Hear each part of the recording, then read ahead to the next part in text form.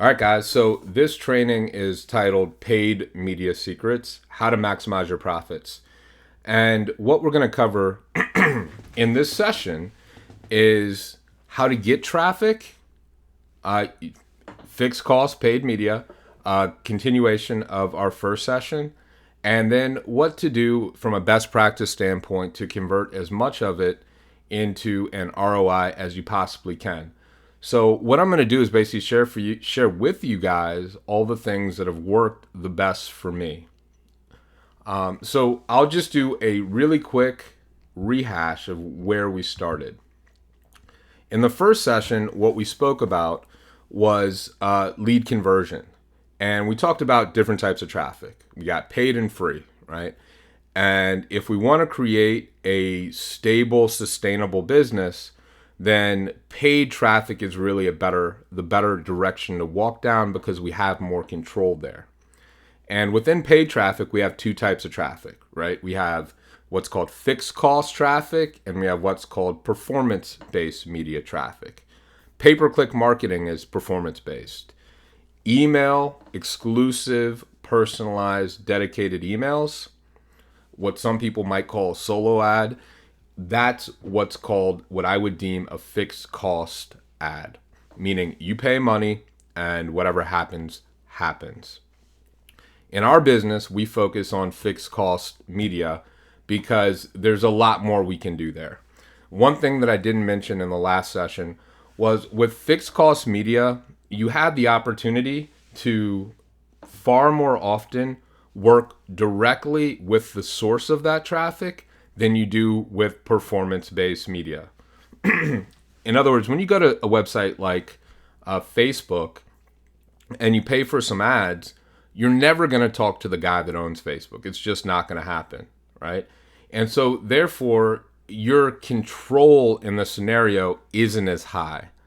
What happened a long time ago to a lot of people, including yours truly, is I leveraged a website called Google and their pay-per-click platform called AdWords pretty heavily. And we did really well with it. But one day Google said, we don't want to do business with you anymore. And there went all of Deagan's traffic and a lot of people's traffic. And subsequently, as a consequence, a lot of people went out of business and it really changed the landscape of our world. And so that is a huge risk to me. I don't like that when that happens. Again, I like sustainability. I want to be in business for the longest period of time possible because it's fun. And when I can't connect with the source of the traffic, then I feel a little bit like, well, I don't know how long I can do this for. And so with fixed cost media, you can go to a website, you can buy a banner, and you can buy it directly from the guy that owns that website, right? You can go to entrepreneurs, and I always spell it wrong, entrepreneur journey, I think it is. And they'll probably tell me, yeah, entrepreneur's journey. And you can go directly to, Yarrow, Starek's blog here, and you can right here buy a little banner ad, and you're buying it directly from the guy, right? That feels good. You can also hit Yarrow up and you can say things like, hey, what about if I sent an email to your list? Would you let me do that if I paid you? He might say yes, he might say no, but again, you're going directly to the source. And that's a far better, more stable scenario to work from. In the end, business is relationships, and relationships occur between people. And when people work from a platform that is a big conglomerate or big ass company like Facebook, you're not really working with people. You're working with employees, or even worse, just some software. And that don't feel good long term. And so I'm just emphasizing this because it's important.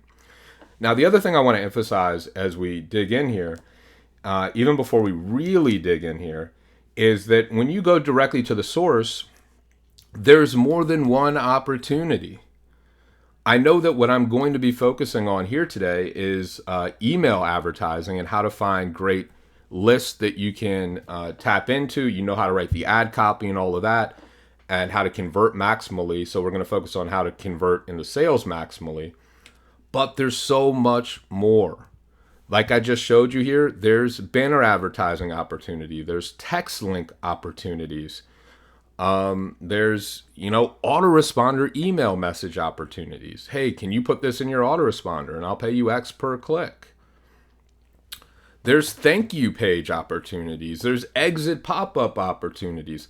There's so much more you can do when you work in a fixed cost world that you can control and you can build and leverage and scale stably on, that I really think it's the smartest choice. And so that's a fuller explanation of why I work in that world. And that's the only world I really care about working within.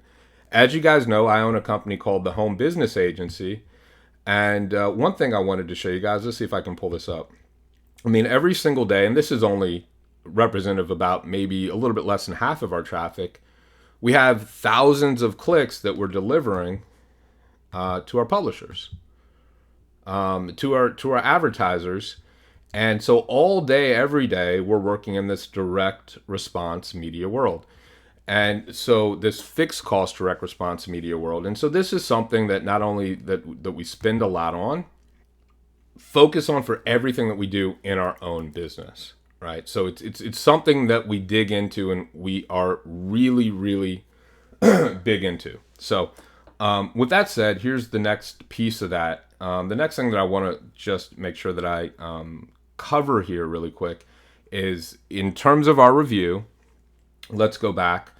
If we want to get the maximum amount of traffic, if we want to get the maximum amount of clicks and then conversions, then we have to think about only three things. If we're talking about email, we need to think about the subject line. Well, actually four things. The from line as well. The from, who the email is from. If we can change that, that will dramatically change how much traffic we can get. The from line, the subject line, the email copy in the email, the body of the email, and then the landing page. The more congruency we can build between those things, the more of our traffic is going to turn into leads. And after this training, the more of those leads are going to turn into potential sales, just based on what we know. Now, I'm not going to sit here and say that I know everything. I don't by any stretch of the imagination. So I'm just going to be focusing on what I know that's worked for us. And that's pretty much the best that I can do. The last thing I can think to just bring up as a little highlight from our original training is, remember, when you're creating a landing page, you have to think about this psychology. You have to think about your potential subscriber, the person that's viewing that page, as a thirsty deer. And the thirsty deer knows there's water close, but he's not going to go get that water unless everything's cool. The one thing I didn't mention that I want to make sure that I do mention to you about that particular analogy is that, to the degree that the deer is thirsty, that dictates how likely that deer is to go and drink. Okay? To the degree that deer is thirsty, that will dictate how likely the deer is to go and drink. Same thing with your prospects. In our analogy, though, what we're working with instead of thirst is curiosity. So the more curiosity that you can add to your landing page in the form of the headline here, the more likely they are to opt in, and the higher your lead conversion will be. So with that quick review done, let's dig into this bad boy. So, how do we find potential traffic? Let's write that down. How do we find Well, the first question I want to bring up, and the first topic I want to bring up as we approach that question, is the topic of responsiveness. We approach and then deal with that question, is the idea of responsiveness and what it really is. In an ideal world, what we want to do is target the most responsive prospects possible for the least amount of cost possible so that we have the highest ROI possible.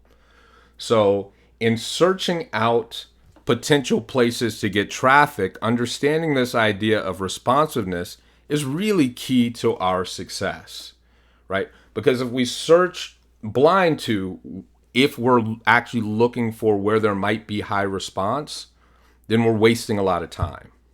So what really is responsiveness? It's a very simple thing, and I didn't get it for many, many years. So that's why I'm covering this, because these are like big epiphanies for me. I would go to websites that would say things like, we have the most hyper-responsive leads in the world, and they're red hot, they're blue, white flame responsive guys. They tried to throw us their credit cards and wire us all the money in their bank account.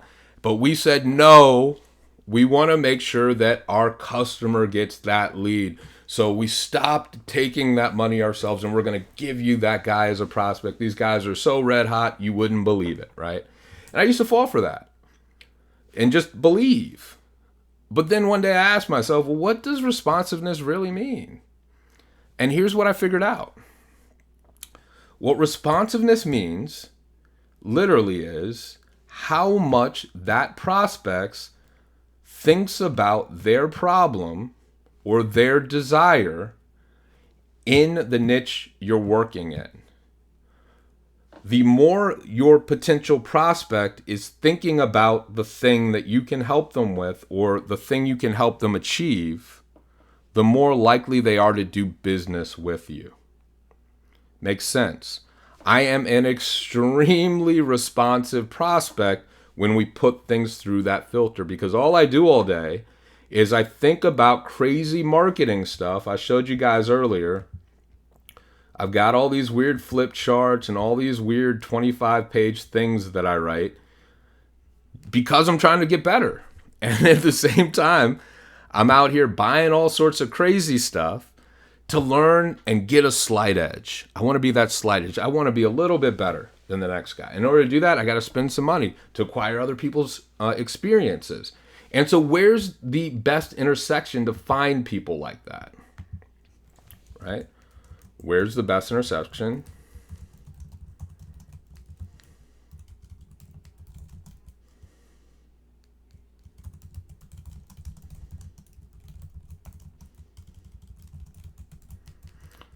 It's a good question. Well, I'm a buyer, and if you're a buyer, you should think about what you do, right? If you buy a bunch of stuff, what do you do all day? Well, I'm always out there searching for things. I'm also on a lot of people's mailing lists, and I'll check into those emails from those people that I know and trust. And if they say something cool, I might read it and buy it. There's always probably 14 to 30 different things that I'm thinking about potentially buying at any given time. Like, I've got a long list right now we won't get into. So if we can think about where you spend the most of your time, if you're responsive like me and you spend out the Yahoo to learn all this crazy stuff, halfway because you're addicted, halfway because you're trying to get better, halfway just because like you find it fun, or a third of the way if we want to, because we can't have three halves, right?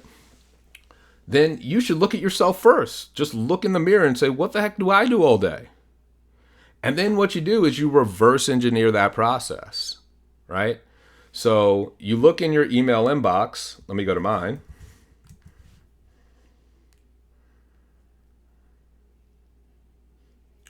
And in that email inbox, you say, well, you know, what were the last 5 things that I bought? Maybe you pull up a receipt report and you say, what were the last 5 things that I bought? And you say, well, why did I buy those things? And you say, well, look, I think I bought the first one because I was on this guy's newsletter. I think I bought the second thing because someone else who was on the guy's newsletter was on the newsletter with me, And he's a friend. He said, did you check that thing out? And then I did check it out and I went and bought it. But I don't remember very likely, I don't remember myself ever really buying much from, I mean, this is just me. So I'm not the whole world, but I'm just doing this whole process as I'm kind of instructing you to do it. I don't ever really remember going to a Facebook ad, seeing something and being like, oh, that's the thing I need to buy. I just don't. Maybe it's happened once, maybe it's happened twice, but it's very, very unlikely compared to the number of things that I buy because either someone tells me that I know and trust, or I'm on a newsletter from someone that I know and trust, and I want to see what they're digging into. Okay? These things are very important to know and to realize and be aware of and be conscious of and be awake to, because that's where all the other really responsive prospects are. Now, I'm not saying this is the whole world, right? There's probably people that also frequent certain blogs, right? And they read them religiously, or certain websites that they read religiously. But go through this process. Ask your own prospects this process, especially the people that have purchased things from you, and you'll end up with a pretty clear idea of where all these people are. And for me, the resounding sort of moment clarity, just the sky's open and God speaks directly into your soul with the answer, is the most responsive guys are on other people's lists.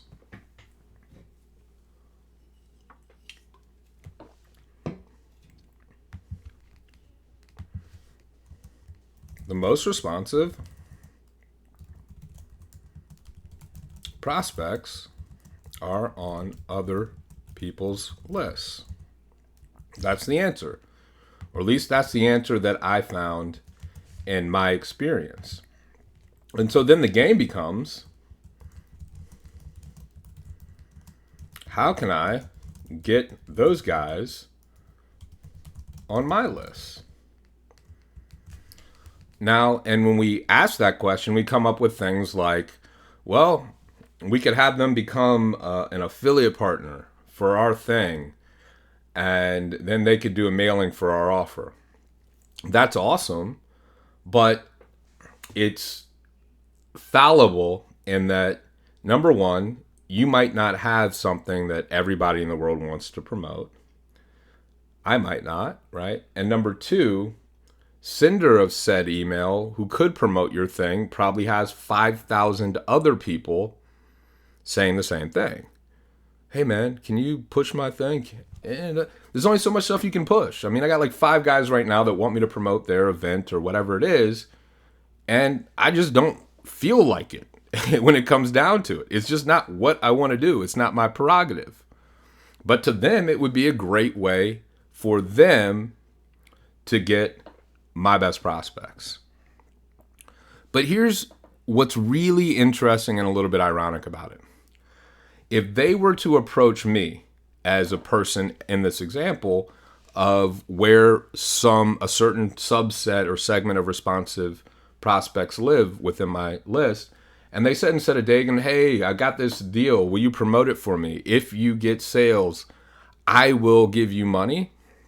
Which is, and this is me just kind of spouting off at the mouth because I truly do believe this, I think is totally insane in terms of a proposition. Think about this. Who has the valuable asset? The guy with the product or the guy with the list? The guy with the list, right? Because contingent on what the guy with the list does the revenue and profits come or come not? But here comes the guy with the product that says, hey, send me traffic, and if my stuff converts after I get paid, then I'll pay you. People fall for this. They do it every day. But when you think about it in this context, it's like being bamboozled, in a sense, because you're leveraging all your power and control in the relationship to someone who really has no stake in the game. You've got nothing really to gain. They've got everything to gain. If you send an email, you've taken your time and I'm speaking from the publisher standpoint, this is important because it's going to play into something here. You've taken your time and you thought through some promotional thing to promote some other person in the right way and in an ethical way, because you believe in things. You have to bring yourself to a level of belief. And then if that thing doesn't convert, you've got nothing to show for it. But on the flip side, that other guy has a whole bunch more exposure, probably a bunch of leads, and a far higher level of edification because of the association. So if this is how people that have lists think, you have to cater to them, I think, a little bit. And so here's the irony, guys, is that if that's very same person that came to me and said, Deagan, will you promote my deal because we're friends? And I'm like, nah, not really. I'll maybe because I feel guilty and I think I should be nice, or like I really do think it's cool and I want to, but I haven't, all of that. But if they said to me, hey, Deagan, I've got something that I really want to get out into the marketplace. Here's the deal. I want to send you $10,000 to get some exposure with your newsletter. If after that $10,000, there's still profit left over, we'll split that 50-50. How does that work? I'll wire you the money right now. Much more likely to say yes to that deal. Much more likely to say yes to that deal. Right? Whole point of this is money talks.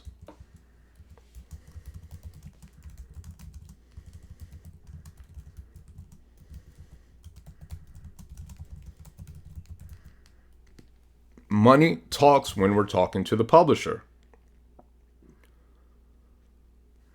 And if you understand this psychology, because people still don't do it. People are always, all day trying to nickel and dime.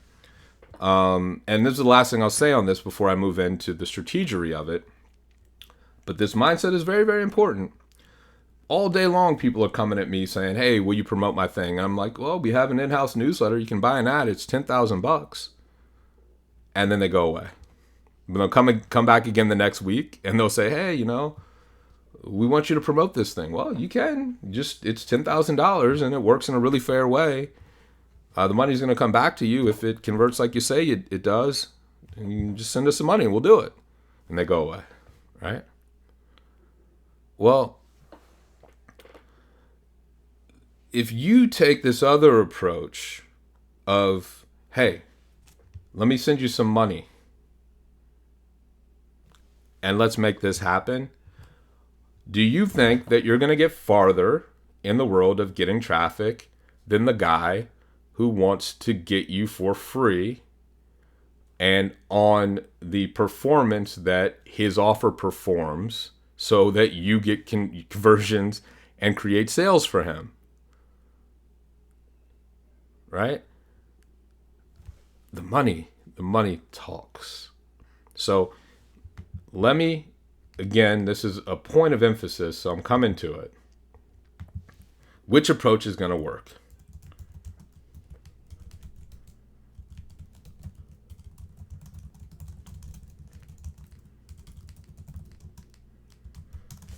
Let me know what you guys think. Which approach is going to get you farther? The first one or the second one? Now, if you guys give me an answer, and I'll come back to that, you'll have an idea for why my head works the way that it does and why everything that we're going to go through today in this session is as such. If I lead with money first, guess what? I got to be a good marketer. I got to make sure that I can convert. So that means it makes me more on my own ball.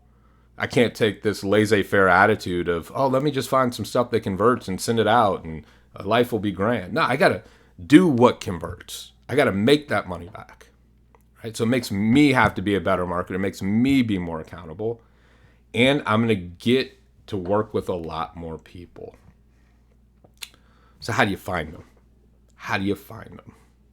That's where we are right now. Let me see what your responses are. All right, we only got one. Guys, give me some feedback on that. I really do want to get some feedback on that one question.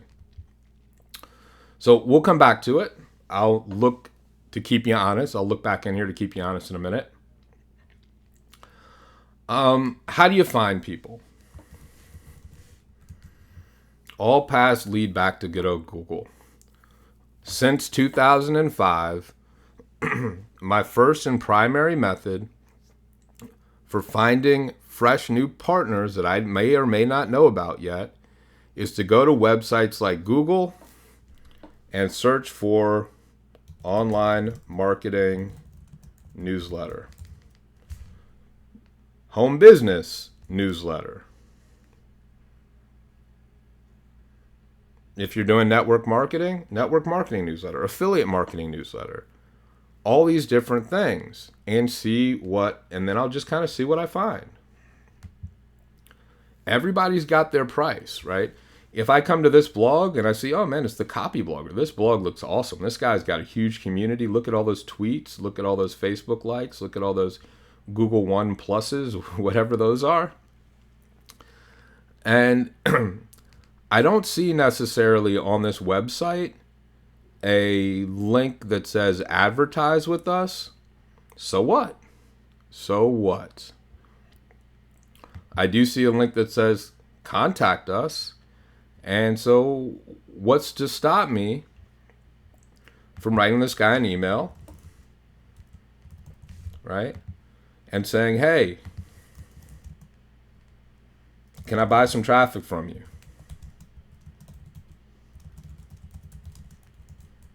Can I buy a sidebar link from you? If he's a good entrepreneur, he'll respond back, and either he's got some sort of ethical code that prohibits him from doing that, or it's just not part of his business model. But if he wants to make money, if he's a good marketer, he'll respond back and say, here's our prices, or here's what we can do. Here's what we can't do. Here's what we can do. But at least the conversation has begun. And so the first step in this process is to go to good old Google and search. Step number 1.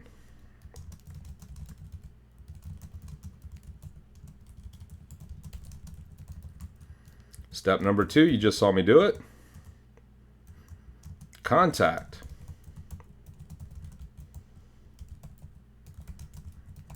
Contact that potential partner. And there's no magic, there's no science other than good old human communication, reaching out. I'd rather call the guy if there was a phone number here than send an email. But that's what you do.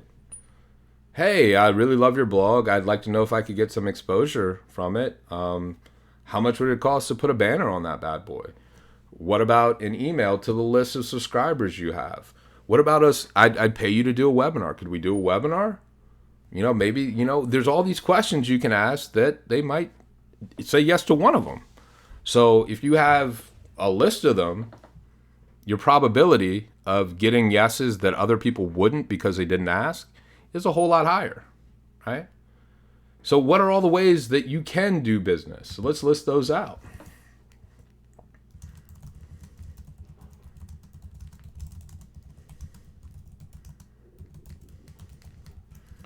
You can buy an email. You can buy an email sponsorship. You can buy a banner ad. You can buy a text link. You can buy an exit pop-up. You can buy a sponsored webinar. And that one's pretty awesome because when you think about this, if you go to a partner and you say, hey, I'd love to do a webinar with you, before we even do it, I'd like to send you $5,000. And I'm speaking big money. Now, if we're talking to the top of market, these are the numbers we're talking about. But understand there's levels way below, right? There's guys you can get for $100. There's guys you can get for $500. There's guys you can get for $1,000. And there's guys you can get that are going to cost a little bit more. So don't think by me saying these numbers that excludes you from the opportunity. of the strategies that I'm sharing. There are opportunities at every level. You can do a sponsored webinar. So yeah, like I said, if you go to someone, you say, hey, I'll do this. I'd love to do a webinar with you. Before we do it though, can I just send you $5,000? Because I want to make sure you get paid regardless of what happens. Man, that's a pretty cool, that's a pretty cool proposition. Now we're talking real and serious marketing, right? What else we got here? So we have autoresponder emails, customer sequence emails, blog posts,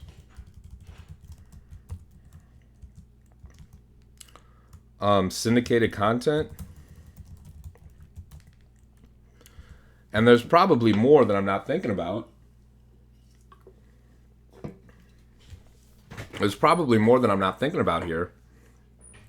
But if you were to write an email to someone that looked like they might be a good fit for your market, and you said something like, hey, I really like what you do and I'd love to do business with you. Could I send you some money to potentially do a dedicated email? Or if or maybe an email sponsorship in a newsletter that you send out regularly, or a banner ad on your website, or a text link somewhere, or even an exit pop. Do you ever do webinars? I've got a webinar that absolutely crushes it. But I'd love to pay you just to do it. The content's awesome. Your subscribers will love it, but I want to pay you up front. So you're paid regardless. What about your email sequence? Could we do something on a monthly basis where I could pop an email in your sequence? What about a blog post? What about syndicated content? The list goes on and on and on. And what will likely happen for you with this type of thinking is you might get a bite on something that you didn't think you could. They might say, I don't really want to do all this, but I will give you an exit pop. Well, you got your way in. And guess what? Once you start sending the guy money or the gal money, might they be more likely to open up some of these other options with you, right? So when I'm talking about this stuff, I'm not talking about nothing from no simple, basic AB 1, 2, 3. This is the real world. This is how it goes. This is how you win. I'm giving you how to win. And so these are some of the things you can ask for. So what I would do if, let's say I like this site, Copyblogger. If I wanted to shortcut my path, I would go to the website called alexa.com. I would pop in my link right there. And then I would get the details. And I would say, whoa, this is a really good site. I really want to be on it. It looks like they're ranked 811 in the United States. Most of my customers are from the United States. So this would be a really great place for me to target. 811 means there's only 810 sites in the United States that get more traffic than this one. And it looks like this guy's had a huge spike in traffic. So something really good must have happened for him, probably from an SEO perspective. So it gives you that general information. But more importantly, what I like sites like Alexa for is you can go to them and you can see, what are related sites? Teaching sells. What's this all about?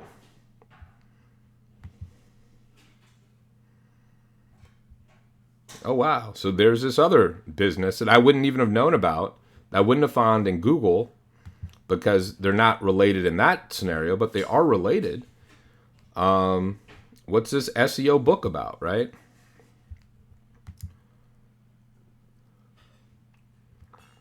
Right? Oh, what's this site all about? Maybe I could get some traffic there.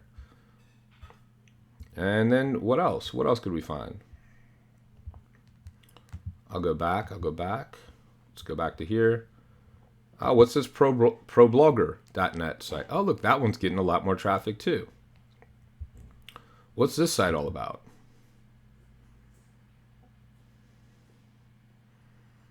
All right. Now, here's what's pretty cool. You can see this guy's got some banners. It looks like it's only his own stuff. So, but he might be open. You never know. You never know until you ask. And so what I would do and what I would advise you to do is I would advise you to compile a list of sites that look good. Okay? So find sites that look good, meaning they don't look made by, like they're not on free platforms or not really weird and awkward looking. And from those sites, what I would do is I would subscribe to the newsletter. Okay. The next what I would do is if I would maybe set a filter in my email account, or I would create a new Gmail account so that I would get all these newsletters so I could see what sort of content this publisher is sending out to their subscriber base. And if the content is good, then I would then approach the publisher, the person that owns that site or that newsletter or whatever it is. And I would basically propose what I just shared with you. Hey, can I buy some traffic from you? All right. All the sites that don't fit this criteria, which will be most of them, they're not cool, they're not good, just discard. Okay? After you opt in and you're on their list and it looks like they don't have a good relationship, they're weirdos or whatever, and all they're doing is promote, discard. Only contact the people that you think are doing a good job in their business. Some might say yes, some might say no. But by volume, just like regular direct response marketing, if all you need is 1 out of 100 people that view your site to say yes to an offer for you to get extremely wealthy. Well, take that same approach here. All you need is a few to say yes. But if you're the guy aggressively fishing where the other guy isn't, well, you're going to win. You're going to win. Okay, so let me see if there's anything else that I missed here just in terms of the filtering process. Here's the last piece I'll say here, is in terms of sending the email, some people will send an email back and respond, some don't. What you do, here's a cool tip. Don't stop communicating with them.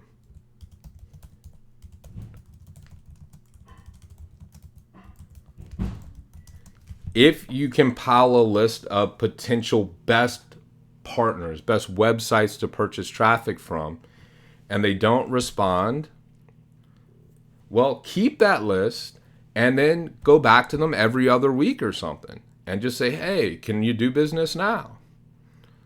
And keep doing that until they either say yes or they say, please stop asking me because I really don't want to do business with you. Be kind and professional about it. But just because they didn't respond or say yes once doesn't mean that they won't. So the guy that really wins is a guy or gal, I'm just a guy, so that's why I use that word, that is just relentless with their follow-up. This goes to what you do once you get the lead and what you do to get the traffic that gets the lead. Be relentless. Don't stop. If it's a really good partner, contact them on many different levels. Go hard or go home. All right, so that is a huge tip. That took me years to learn. A lot of times, and if you listen to any of my past trainings, you probably would have heard me say that what you want to do is you want to just contact them, and if they don't respond, then consider them dead weight. Well, that's a lot of waste. And I wish I hadn't had that attitude for so long. I probably could have been doing more. But I am, we learn as we learn. I try to bring you to where I am, so that you get the best of a shortcut that I can possibly provide for you. So, what do we do once a publisher says yes? Okay, we can do an email ad. Well, remember, we have our ad copy. Let me say this. Also, if they say yes, send an email that gives them your ad copy. All right? Along with giving them their ad copy and giving them your ad copy, you want to ask them, do you think this will work with your list? That's a hugely important question. And let me put a little asterisk by it, because if they come back and say, people have tried things like this in the past and it didn't really go so well, they might have just saved you some money. So you want to ask so you can, again, filter them out. If you ask those questions and everything is all good, then you send them money. They set a date for your ad to run. You track your results and what works, repeat. Okay, so let's talk about tracking here real quick. I want to go in here to my old ad tracker, because this is the one that I really have the most active data in. There's one that's older than that. Actually, there's two that are older than this that have data in, but I kind of lost access to them. I do this because I want you guys to see just kind of the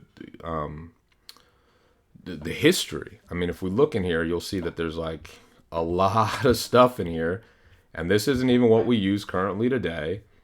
We have news, we have other tracking program sources that we use that we just use them now because specifically we need them to do some of the things that we need to do. But you can see that I practice what I preach, and sometimes ads go well and sometimes they don't. This was a banner ad on a website called Rents. We could actually go there. I haven't been there in years. Let's see what it's all about. There we go. You can see this website has some ads on it. And there we go. Click here. This ad space is available. And this website, I like that ad. I'm going to actually save that. Whenever you see an ad that you like, save it. That gets your attention. In fact, I'll save that one too. But I really like that one with the alien. That definitely catches your attention. Whenever you see a website like this, you might want to go through and just see what's being advertised, what the topic is. Because essentially what you want to do, if you want to do space ads on a website, is you want your ad to speak the language of that website's audience, but be a bridge to what you do. So for me to directly advertise, let's say, maximum leverage on this website, hey, come here, learn how to get a bunch of leads and make some money, might not be the best approach. Oh, here we go. We got an internet marketing one right here. Haha. And wouldn't you know, there we go. Right? And so you follow the path. Now, what do? Remember what I shared with you guys. We went to a little website called Alexa. You want to find sites like this? Go to Alexa, get the details for that site, and then you go down to the related sites, and you look for what's like it. And now you've gone from one to many. But the purpose of me pulling up stats is just to show you that for every ad we place, we track our results.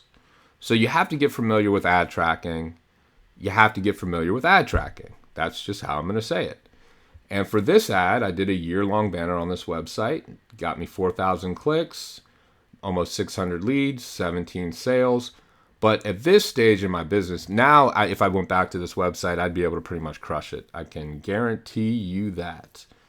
Which, note to self, I will. At this stage in my business, I didn't have the marketing backend to support this. So I had to say, this is not a winner. All right, let me go back to the drawing board. Now, it probably was closer to a winner than we're seeing right here. And the reason it was probably closer to a winner is because these were all continuity sales, but in tracking, nothing's ever perfect. So I can't see the recurring income that came in. But for each one of these 17 sales, I knew on average that my guys would stick at $40 a month for about 1.8 months. So just under 2 months. So really, if I look at this number, it's 17 times about 65, which is getting it a lot closer to even. than what we're actually seeing. So you have to take these numbers. I know what they mean more so than you will because I know what I was promoting. And you'll have that same relationship with your own stats once you get into the fine art and habit of ad tracking. You can see CPA networks that we did this with, different newsletter ads that we did this with, self-growth. This is back in the day. We haven't mailed them in a while. 18,000 clicks, 700 leads, 33 sales. Not bad. We probably did break even over time.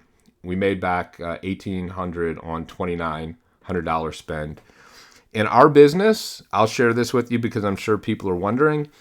If I get 50% or better, then I'm going to go and take another stab at a test in terms of profitability.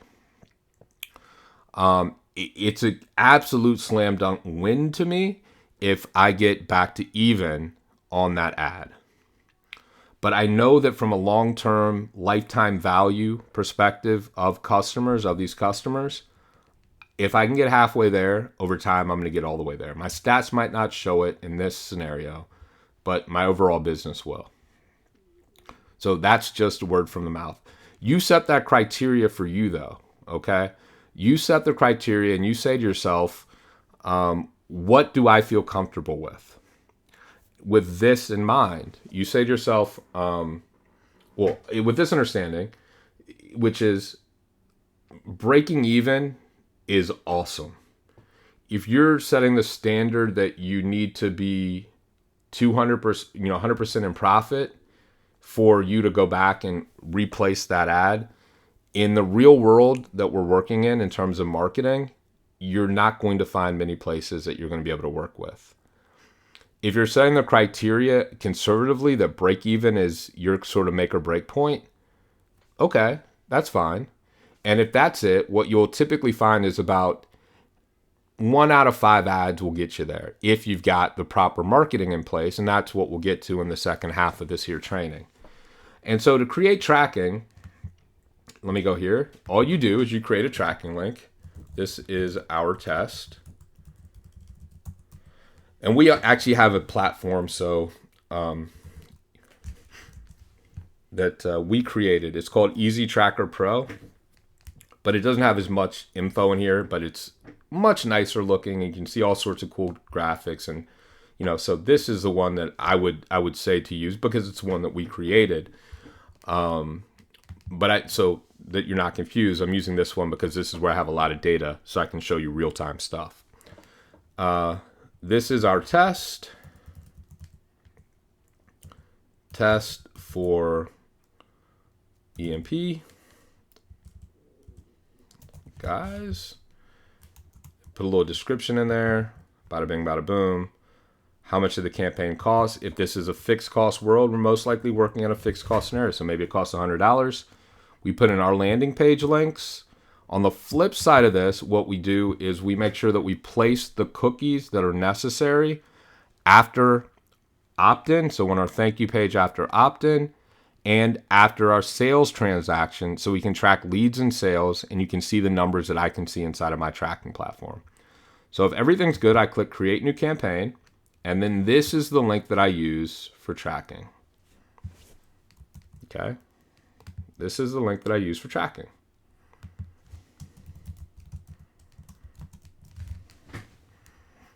All right. Now, those pixels that I shared with you, so you either need to know a little bit of HTML or you need to, find someone that does know it and can do this for you. This is where those are. Let's call this lead. So we'll click action and we'll say lead, and the value of this lead is 0.00. We just want to see that transaction. This is the code. So I would take this code and I'd put this on my thank you page code. I'll put this on my thank you page.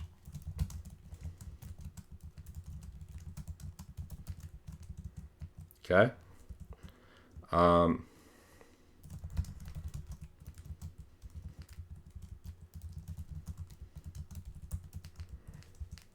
So thank you page after the sale code.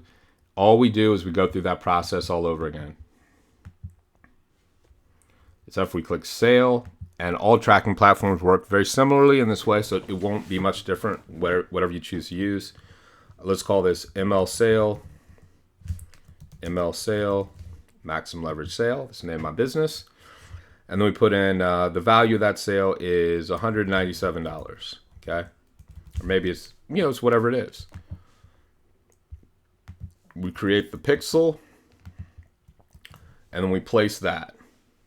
Very important that you do not do any paid advertising if you're not willing to commit to the habit of tracking, because that's called insanity and that's called flying blind. You're literally like a guy bumping around in a dark room looking for a pizza that is fresh amongst thousands of pizzas that have food poisoning and have been sitting there and are moldy. If you're in the dark, you might not be able to tell the difference. Tracking is that flashlight that lets you survive and not get food poisoning and have a bad day. So you gotta track. And it's very simple to do. People think it's complicated because we just tend to, anything new, we don't want to put anything new in our head. Oh man, this is something else I got to do. Just know anything I'm telling you is important. I'm not teaching you or telling you to do anything that isn't important. I'm only teaching you to do the things that matter. So do them. I know that was a lot. And so actually, this is always fun. I'm going to stop for questions in just a moment, and then we're going to dig into conversion of said traffic. Value of free traffic. I mean, this is when I used to do a bunch of article marketing.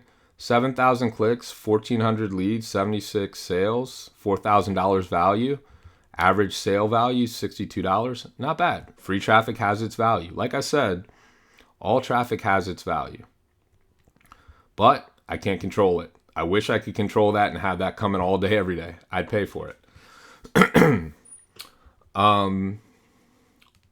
Newsletter. This is excuse me, a newsletter that I ran. This is a banner ad that I ran. This is another banner ad. This is a free traffic exchange. Look at this. Traffic swarm, 60,000 clicks, 1,454 leads, 47 sales. What do you know? Free traffic and a traffic exchange, actually there's a little bit of money there. And there's a little bit more because of what I explained about what's going on in my own business. Here goes another one. Newsmax, 26,000 clicks, 2,400 leads, 73 sales. This is my dollar amount. This is how much I spent. It was a loser, but remember what I said. For me now, that's not a loser. Back then, I had to get close to break even or I wasn't safe. For now, I'd be fine to test again and make it work. So it is just your level of proficiency once you get there. So you can see there's all sorts of cool stuff. And again, like this is like a cool, fun science lab. So the goal is to build the most profitable business that you possibly can so you can play the most. Because if I can lose $100,000 per month and still win big, that's a fun playground. And so in order to do that, you got to build a business that can support that. Okay. Here's what you do when you find a winner. And then I'll stop for questions.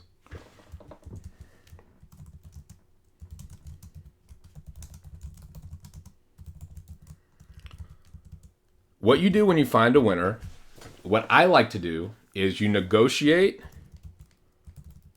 a long-term deal. And so that's what we do every day. I told you guys about the home business agency. All the things I've just shared with you, I just want to emphasize, this is the filter we put all the traffic through before we deliver any of that traffic to our client. So all day we're testing a lot of stuff. And then the stuff that works, we're going back and we're doing this negotiation step and we're bringing back that traffic to our client. So it means that at the end of the day, for our home business agency clients, what happens is we end up eliminating a huge portion of the risk, because if we've already eliminated what hasn't worked for us, then we've eliminated a great portion of what might not work for other people in the same niche. it's no guarantee. I can't say that what worked for us, you'll see the same numbers, but there's a far higher probability that you will see success. And so I say that to say that, we're kind of a shortcut if you want to get quality traffic within the niche, not selling what we do, but just telling you what we do if you want to make use of it. So what you do is you go back and you negotiate a deal. And the way that you do that is you say, that ad worked well. Let's say it was $100. That ad worked pretty well. And you wouldn't say to the publisher that, oh my gosh, I crushed it. I made $4,000 off that $100 ad.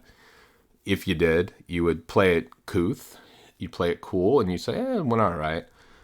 And then you say, what if we set up something longer term so this is easier for both of us?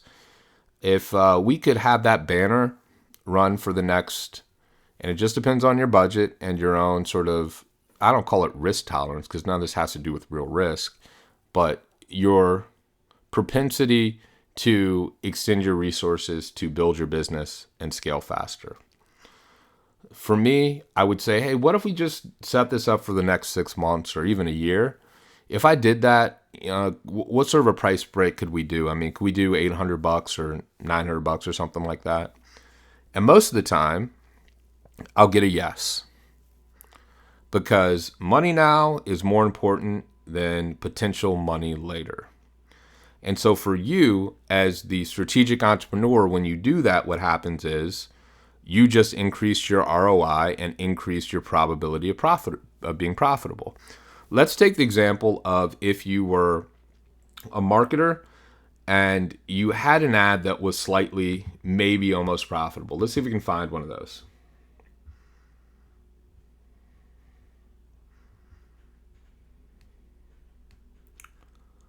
That wasn't even close. Let's see if we can find something that's close. That's not that close. That's not close. Let's find. They're probably up closer. Oh yeah, that wasn't even. All right, well let's take one of these. Let's take one that actually is profitable. So here's a newsletter that we sent out to 120 subscribers. Not huge in terms of results. 77 clicks, 43 leads. That would be a stinker, but we did get 11 sales out of it for $1,400. So that's, even though lead flow's low, money's better than leads. So those are the right leads, right? What we want to do from there is we want that to happen ongoing. So here goes that ProBlogger website also that we just were looking at a little bit ago. So I would go back to this publisher and I would say, that traffic worked pretty good. Because the traffic was so low, I might say, can we do this for 3 months as opposed to extending it for a full year or 6 months? And what if we could do 3 months for $1,000 or $1,200? Would that work? Yeah, it'll work, is what they'll say. And most of the time. And now I've just built in additional profit margin. So from that $500 ad, it's now a $400 ad. And if things remain consistent, then I made $1,000 that next month and $1,000 the month after. And so I put more money back into my pocket. Okay. So that's why we go back and negotiate long term, because we can get price breaks for it. And because of that, we increase our ROI and profit margin. And we live a happy, free, successful life. So let me come in here and see if we have any questions, because I know I went through a lot, and I want to make sure that if there are questions, we can address them. Any questions on finding and getting traffic?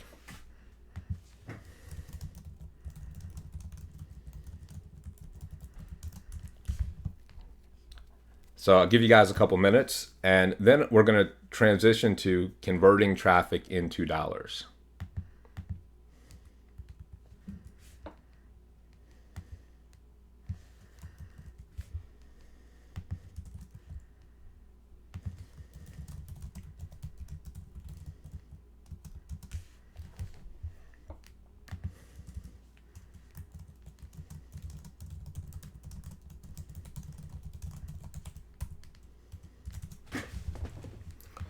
All right, guys, so come on in here and let me know if you guys got any questions. If you don't have a question, just say no questions or click the like button. But I just want to make sure because we went through a lot. Look at these guys asking. So AJ, I'm not going to answer that question because that's so not important to the conversation. And I know it's coming from the mindset of like, man, all right, I'm gonna go to the free traffic exchange because that's the least risk, and I want to make that work. And I'm not. That's not even close to the mindset I want to be working in right now with you. So I'm gonna respectfully decline to answer that question unless you can convince me that it's coming from a different place. Are OTO banner ads still viable? So tell me what you mean by an OTO banner ad. I've never done such a thing. So I don't know. I didn't know they were viable, and I've never really used that term.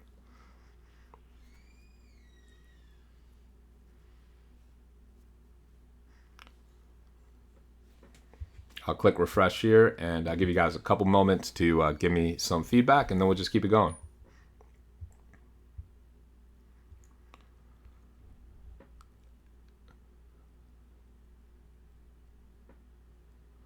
Oh, so Scott, I've never done an OTO banner like that.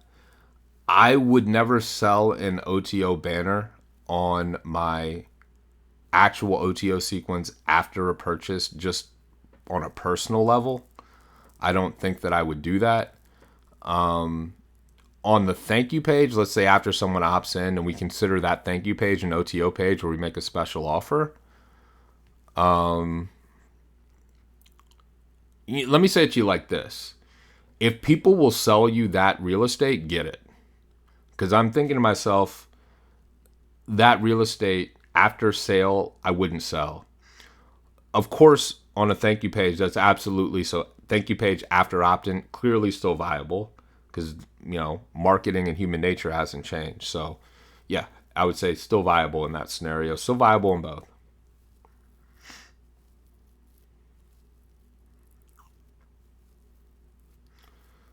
Cool. So Alexander has a question here. Have you tested sponsored blog posts? And is there a specific copywriting strategy specifically for paid blog posts? What's paid blog posts have I? I've done a couple, but that's not really been something that's been a huge traffic driver focus for me. And I think because of those few that I did, they weren't really all that exciting. I just didn't focus there. So I don't have much feedback other than that on that. Trying to think.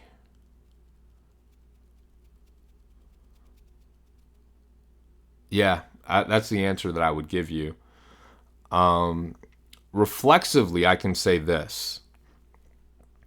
If you can become a syndicated columnist or author for a blog or a newsletter, and you can finagle that for free, you won't get a ton of traffic, but it's a place where you will get some of the highest quality traffic because you're creating valuable content for a newsletter that people look forward to. So therefore, you are doubly an authority. And those people that will click in your resource box to find out for you more about you may not get a lot of clicks for that, but they convert really well. So I wish I had more, Alexander, on that. It's just we haven't focused. We've tried it, but it's not been the best thing for us. And the reason, Alexander, is because in our niche, let's say the network marketing home business niche that my business has existed in up until today, it's changing now. There's not a lot of really high quality blogs to do that sort of stuff on. And I wasn't of the mindset of going to kind of mom and pop guys to pay for that. But there probably is a huge marketplace to do it if you think the viability is there. It makes more sense when you're in a bigger marketplace, being an author on a dating blog or a weight loss blog or a financial blog or something like this.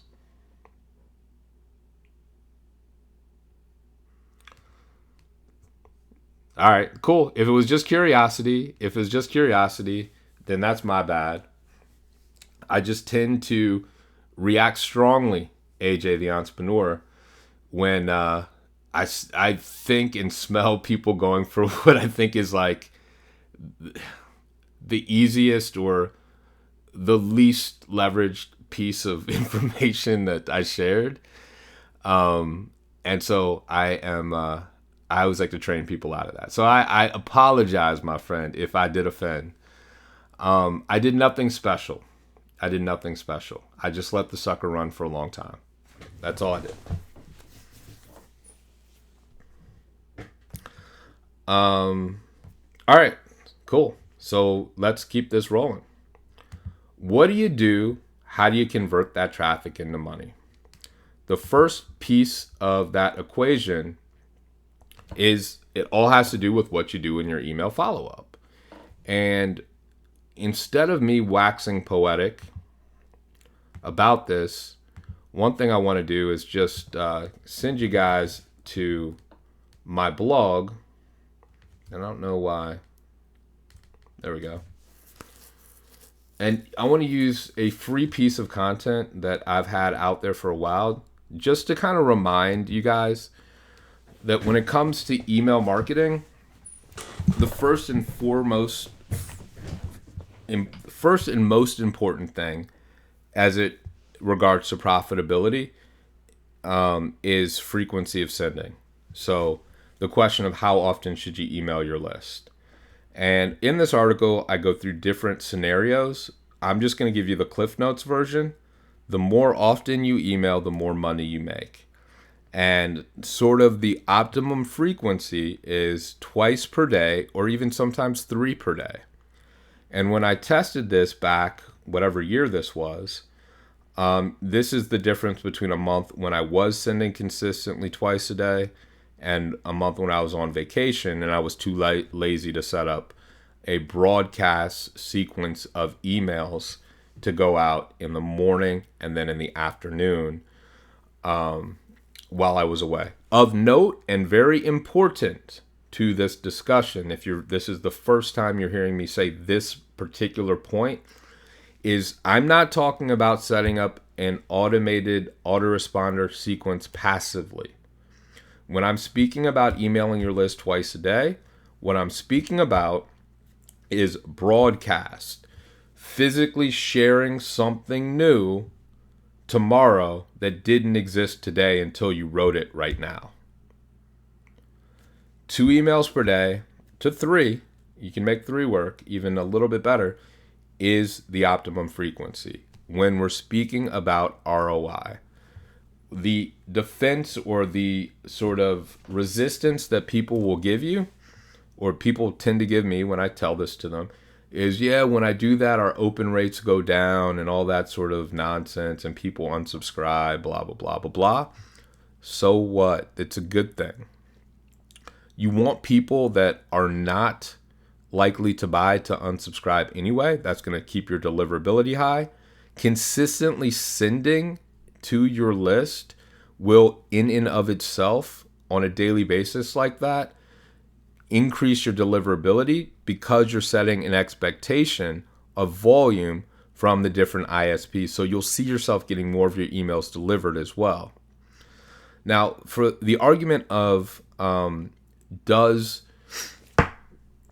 getting lower open rates because you're sending more frequently, what I've actually noticed is that per email you might get a lower open rate, but overall, if you were to do this for a month and then track your opens and clicks, total opens, unique opens from unique people, compared to if you only sent 1 email per day, or if you sent even less, twice a week or something like this, you will have far more unique people opening your emails if you're sending twice per day. And so your universe of getting response is increased than if you only send a couple times a week. And because of that, you'll have a larger database of emails that'll be getting through, like I said before, and you'll be more profitable. So although it might appear that if you send emails twice per day, your open rates are declining, the reality is the volume of email that you're sending is creating innately more opens from unique individuals than you could any other way. And so it really is the optimum way to get the most amount of money out of what you're doing if you're spending money to build your list and build your credibility, blah, blah, blah, blah, blah. And, just like the Hair Club for Men, I'm not only the president, I'm also a client. This is my original autoresponder, Aweber. It's an old Aweber account. So I have a Pure Leverage account that we use every day today. I have my Get Response Dedicated that we use because it's just all the different weird things we do. But this is the first one I started with. So I'm going here because this has history to it, just like the Hypertracker account. So if I go to my messages and I go to subscribers or broadcasts, you'll see that, I've got 50 pages or 518 times 5. That's how many emails I've sent to this one list in this autoresponder. There are this many lists in this autoresponder. All right. So there are thousands upon thousands of one-off emails that I've written, and I wouldn't do it if it wasn't worth it. So I don't tell you this to make your life harder. I tell you it to put more money in your bank account. Let's go to back in the day when this was a big epiphany and I was rolling hard. I don't like the way that Aweber shows this now because it's a little harder to see subscriber count. So you guys can see here I have 10,000 subscribers. If we go all the way to the end, you'll see that at the very beginning I had 107 subscribers. And even today, this autoresponder hasn't had a new lead put on it in several years in any sort of active way. There's still 65,000 people on there. And look, there's no monstrous response rates or click-through rates on the emails I'm sending here. But these people that are clicking and opening and reading these emails, these 1,000 people right there, for instance, those are my best prospects. Those are the guys that have been with me since 2005, 2006. So I say that to emphasize the lifetime value of your leads is far higher than you believe it is if you're looking at that value in the microscope of a week or a month. Your best prospects will be with you for years and years and years and years and years. And so when we look just at this, like I said, when we look at these numbers, they don't tell the whole story. And so that's why sustainability is important. If we're thinking about 5 years from now, well, some of those 76 customers might be some of my best customers now. They won't remember where they found me, but they might be doing, tens of thousands of dollars with me, of business with me today. So spending money to build your list is a good thing, I guess, is the point of all that. And let's roll back here so I can show you guys. So, January, February, March, April 9th, 07, email in the morning, 9:50 a.m., 5:26 p.m. the same day. Next email, 10th, 11th, 12th, 13th, 14th. I think you guys get the picture, right? So the point here is this is something that I've not just tested, but lived by, literally sustained my life by, right? My livelihood by for many, many years. So frequency is most important when it comes to ROI. How often should you send emails to your list in our market? I'm going to tell you that the optimum frequency is about 2 to 3 times per day. You can reference this article if you want to know a little bit more about that and what you should put into those emails. In a broad sense, I would say think about it like a radio show, so that in the morning you're just kind of shooting the shit. Hey, here's what happened, blah, blah, blah. By the way, go get this thing because it's really cool. And then in the afternoon, You have a commercial break, so you send a short, punchy, classified style ad or solo ad style ad, like we shared before, right? Remember in the first lesson? Boom. Get yourself a bunch of clicks to an offer. Bada bing, bada boom. Make yourself a ton of money. And just rinse and repeat and rinse and repeat and rinse and repeat and rinse and repeat. All right? That will get you 90% there. Let me come back and see if there's any more questions. Yeah, so Scott, great question. Scott is asking, do we do offline paid traffic strategies as well? Yeah, we've sent postcards in the mail back in the day. I have some sitting here in my office. We've also done direct mail step sequences to our customers. That's also worked. What I would say there, just really quickly on that question, is you got to make sure that you have a back end that can support the cost of doing direct mail. When I did it initially with my tests, I didn't have a back end that could support the expense, but the response was there, if that made sense. It was just price prohibitive kind of for me to do it long term. Today I could do it all day. I just haven't yet. So it's a good question. I don't have any examples I can show you. Yeah, they're just not laying right here around. I could turn on the camera and show you, but it would take some time. I would say, and here's what I would say. If you want to do direct mail, make sure that your front end offer is at least at a price point of $500 to potentially break even, but better is $1,000 if you want to break even. And then on the back end is where you'll make your profit. So you have to have $1,000. I would suggest $1,000 entry point and then grow from there. I'm no expert. I'm just kind of sharing with you my experience. There are people that are far, far better at offline stuff than myself. All right, so let me see if there's any questions there. Man, I've been kind of rolling hard here. Any questions?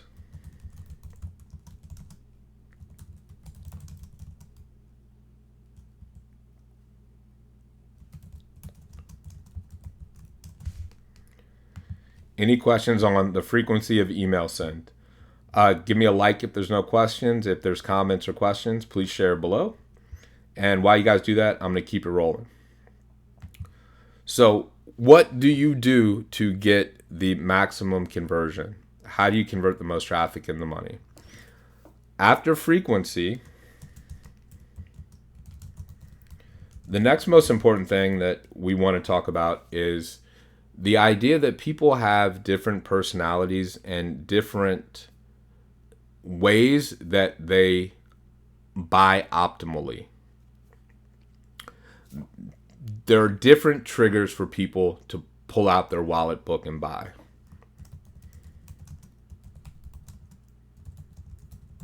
Okay? And here's a few of them. Number one, price variation. All right, so that means some people only buy, let's say, when there's a sale. Some people only buy when there's premium price stuff. Some people only buy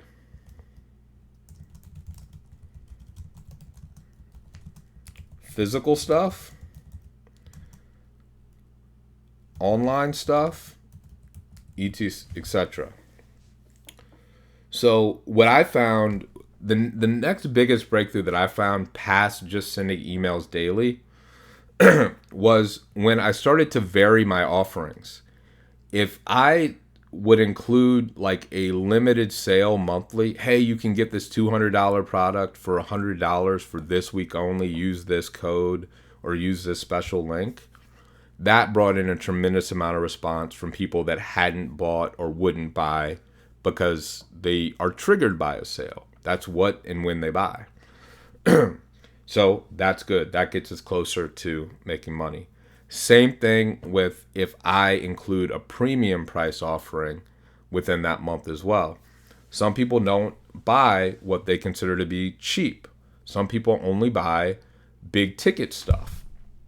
And so I want to see if I can find one of those as an example for you guys.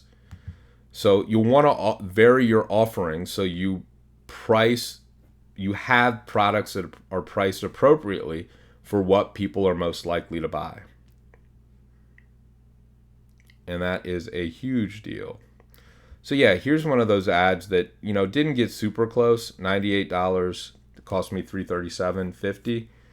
This is one that I would retest now because I'm better than 50%. I'm looking for one in particular.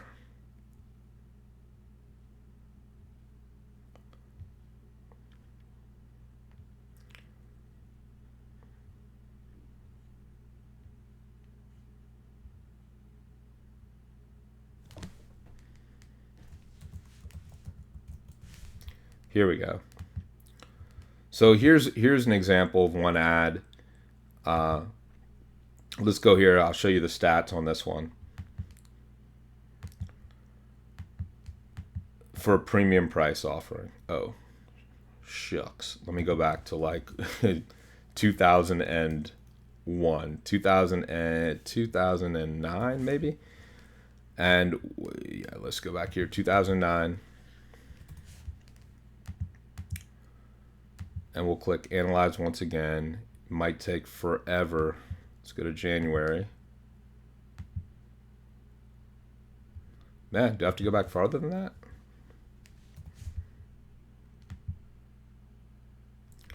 Or maybe the database doesn't save, or maybe I have to do it that way. Let's try this one. Maybe it doesn't log that far back because it happened in 11, so it should show. But here's the point. With this one ad, I remember it specifically because I had one sale. The ad itself cost me back then $175. But then I did a premium price offering that was for $997, and I got another sale. So I was about break even from the first sale, or maybe it was just a $97 sale. Yeah, that's probably what it was with $11.98. But then boom, this $1,000 sales comes in, and all of a sudden I'm 527% positive ROI. So getting those big ticket premium offers into the mix is one of those make or break things. It's one of those 99.9 percentile things that will let you be profitable and access traffic and resources that others cannot, only because you're varying your offers. Okay. So that's something that you want to make sure that you do. Let me get back here. And I think there might have been one more question that popped in. I'll check it out, and then we'll keep it rolling.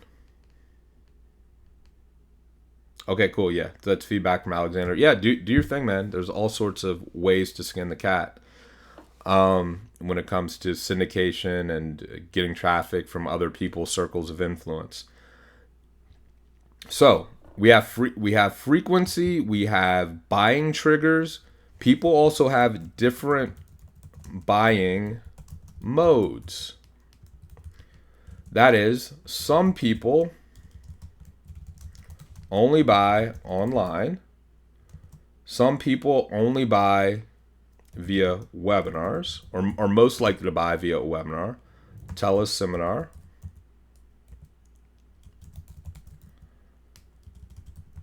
Some people are more likely to buy over the phone. Some people are more likely to buy via direct mail. And these are just some of the options, but let's say on your list you have a segment of buyers that are great buyers. They buy big ticket stuff, but they don't feel comfortable buying online. Well, if you don't give them a way to buy, let's say over the phone or send in a physical order, you're leaving money on the table, right? Same thing with if you're only doing things via direct mail and you don't have a way for people to buy online. If you were to send me a direct mail package it would be very hard to get me to write out a check, put it in an envelope, fill out an order form, and send it back in. But if you had a link for me to go and buy online, I'd be very likely to do it if I thought it was something interesting. And so these things work in tandem from one way to the other. So you have to think about this too. Am I giving people the opportunity to buy in the way that they're most comfortable buying? Am I giving people the opportunity to give me money in the way that's most comfortable for them? If the answer to that is no, then you're limiting yourself in terms of response. And I'm not saying this from the standpoint that I'm perfect on this. Like, I don't necessarily have a direct mail way for people to buy from me at this point. We don't do that many phone sales, but we do some. But knowing is half the battle. And so if you create all of these ways for people to buy, they're far more likely to buy than if you do not. Okay? And so this is another very important point in terms of how to outproduce from an ROI standpoint the other people in the game. Also the last thing I kind of want to get into here is just the positioning of your offer. If you're promoting an affiliate thing, then, and let me write this down, positioning of your offer. If you're promoting an affiliate thing and your cry or call to action for people to buy is the same as everyone else's, you have no advantage in the marketplace. If you want to win, you have to ask yourself, as an entrepreneur, this is really important. How do entrepreneurs create profits? They create value. How do you create value in an entrepreneurial world? You take something that doesn't exist and you make it exist. And then that's value, right? And so if you can look at an offer, right? And you look at that offer and it's a pretty good offer to solve a person's problem. As an affiliate, let's say we have a blog product and it teaches people blogging. And we know that people want to do blogging because their problem is that they can't get traffic and they think that doing a blogging is going to be their modus operandi for getting free traffic, and it makes sense to them. And if they get free traffic, then they'll build a list. And if they build a list and get free traffic, they can make money and then they don't have to work anymore. Well, if there's a cool training guide on that, if we realize that what they really want is their problem solved, what we want to do to give ourselves the ultimate advantage for everything we put out there in the marketplace is we want to say to ourselves, from in that imaginary place, that place of possibility, that where things don't quite exist yet, how can I take this offer farther? How can I get that guy that's thinking about buying to the place where he's almost realizing that in dream of having a blog that's getting him a ton of free traffic that is producing results for him?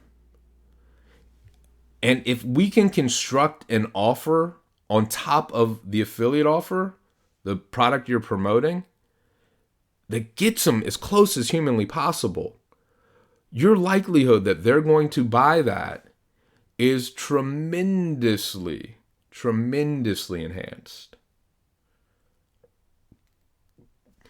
Add value to the equation, and you're going to see yourself winning in that equation a lot more than the next guy. It's just the way that it is. And so if you want immediate firepower, if you don't have your own offer, that's how you do it. You look at what the product is offering, what problem is it solving, but ultimately, once that problem's solved, what's the ultimate desire?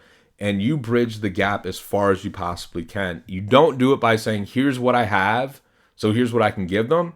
You do it by saying to yourself, here's their ultimate desire in a perfect world. What would their world look like? All right, in that world, how could I get them there? And this filter has nothing to do with what you have as resources individually at all. Just, is it possible to get them X? And then after you have all the real possibilities that can be achieved in the real world, only then do you start to say to yourself, how can I actually deliver these in a way that makes sense? And if you do that, you will come up with bonus offers that will crush the competition. You will create your own offers that will crush the competition. And so everything you promote will just crush it compared to the next guy. And if you can't add something to the equation to create that additional increase in conversion, should you even be promoting it, right? Entrepreneurs create money because we create value. The cool thing online is we don't have to be the product owner to get paid like the product owner, but we do have to create value if we want to win. People have to know why they're listening to you, what are you going to help them with, and what you can do for them. If they can't answer those questions, they're not going to listen to you. If they can't answer what you're going to do for them, they're not going to buy from you. At least not the way they should or could. Filling that gap is the difference between being good and being exceptional. And that's where mentally I want to leave you guys. What's there is good, but how can I make it exceptional? By using my head. If you email twice a day, you're almost there. If to those emails you add some offer variations, sales, primary offer, premium price offer, you're doing things that most aren't. If you add to that ways that people can buy that's most comfortable for them over the phone, through a webinar, through a teleseminar, sales letter, sales video, direct mail, now you're doing something that almost nobody's doing. And then if you take the time to think through what you offer to the level of understanding that you as an entrepreneur make income, make money, generate revenue because you take what isn't and you make it real. And you bring that to everything you promote, you will win.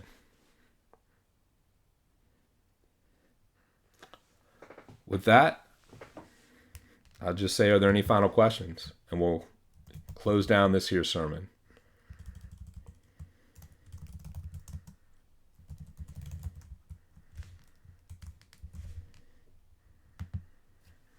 Final questions, guys. If there are no final questions, please click like.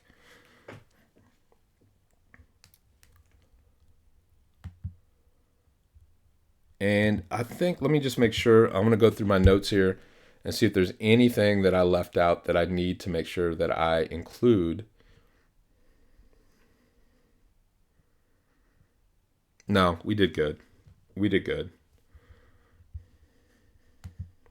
If you get that and you commit to these things, I mean, it's what we do every day. So I can't, other than, the technical 1, 2, 3, here's how to do some HTML stuff that I don't even know how to do. Other than that, we're there.